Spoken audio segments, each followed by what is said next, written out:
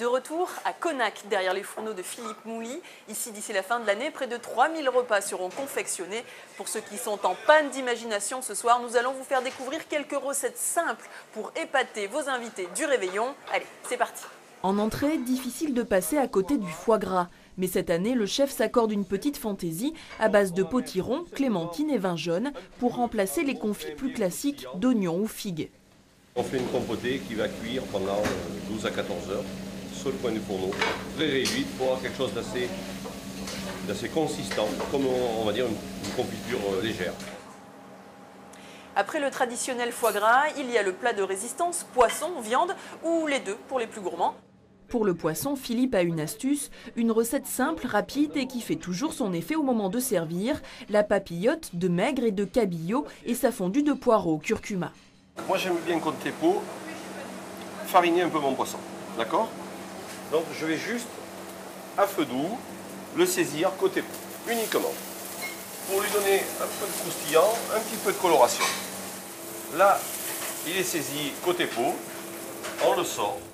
Après ce court passage à la poêle, Philippe enfourne le poisson 8 minutes à 150 degrés pour le faire mi-cuire.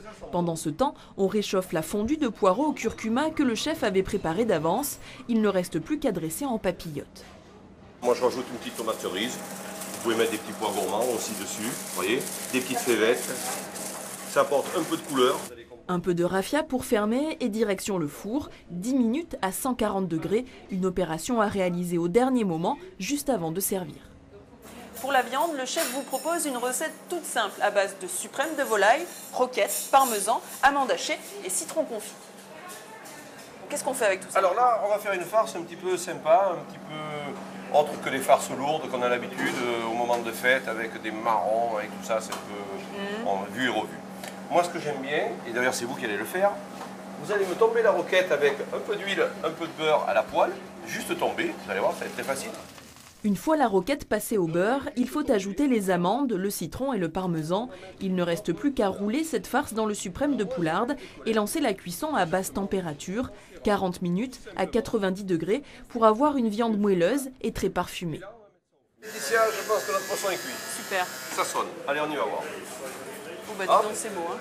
Impeccable. On enfonce la poularde? Allez, on enfourne notre poularde. Super bon. Le poisson est très moelleux, il n'est pas trop cuit. Le poisson est à juste température. Et puis avec le curcuma, c'est vraiment très bon. Beaucoup de parfum. Pour le dessert, le chef pâtissier a choisi une bûche légère, café-chocolat. Dans l'esprit de la bûche roulée traditionnelle, il inclut son biscuit dans une ganache pour un résultat plus moderne et gourmand.